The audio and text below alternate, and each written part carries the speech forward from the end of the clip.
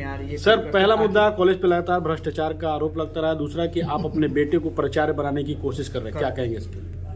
अभी अभी आप लोगों ने इस साक्षात्कार के क्रम में हमारे माननीय अध्यक्ष महोदय का साक्षात्कार आप लोगों के सामने किया गया, तो उससे तो सारी स्थिति स्पष्ट हो चुकी है। अब मुझे इसमें क्या कहना है, मैं इतना ही कहता हूँ कि अगर लगातार इस कॉलेज पर भ्रष्टाचार का आरोप और गलत करने का आरोप लग रहा है तो क्यों नहीं वो व्यक्ति कोर्ट चला जाता है। कोर्ट तो सबके लिए खुला हुआ है ना। इस अनावश्यक प्रचार प्रसार कराने से क्या फ़ायदा है। और उसमें भी मैं समझता हूँ कि कोई भी जो पत्रकार जो अच्छे पत्रकार हैं, अच्छे चैनल वाले हैं, वो इस तरह की बात कभी नहीं उठाते। लेकिन एक यूट्यूबर्स को इस तरह से उठाते हुए, उनका पेटेंट व्यक्ति है, तो इस तरह की कॉलेज की गरिमा को समाप्त करने पर लगे हुए हैं, तो इससे को अंतर पड़ने को नहीं है। ठीक है, जो लोग नहीं जानते हैं वो लोग थोड़ा सा गुमराह हो सकते हैं, लेकिन जो जानते हैं इस कॉलेज को और इस कॉलेज की प्रतिष्ठा को, कि बिहार में नहीं अपितु जो सर ने कहा कि देश के एक अच्छे कॉलेजों में है,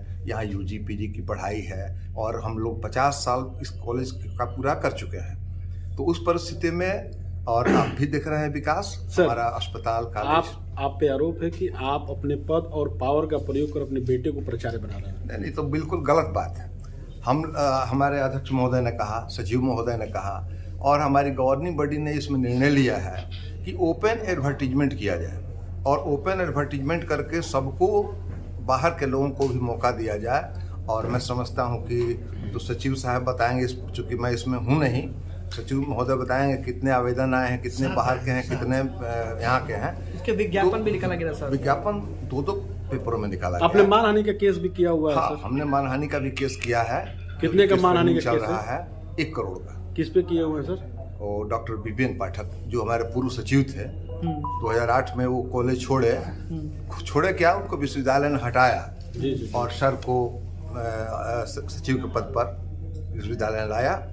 तो चूंकि उन पर गबन का केस भी एक है और इस केस को ये करने के लिए प्रेशर बनाते हैं कॉलेज पर कि हम गलत उल्टा सीधा कुछ करेंगे तो ये लोग। तो कहाँ आपने केस किया है, कितने का किया सर?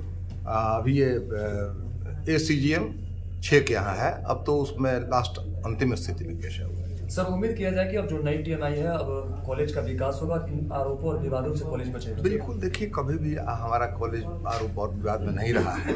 यह मनगढ़ंत कहानी लोगों की है और हम लोग हमेशा विश्वास रखते हैं कि विकास में विश्वास रखते हैं और हम लोग विकास में ही ध्यान देते हैं। कॉलेज की छवि को बदनाम करने के लिए ऐसा किया जा रहा है? बिल्कुल बिल्कुल, एकदम 100%, इसमें कहीं कोई शक नहीं है।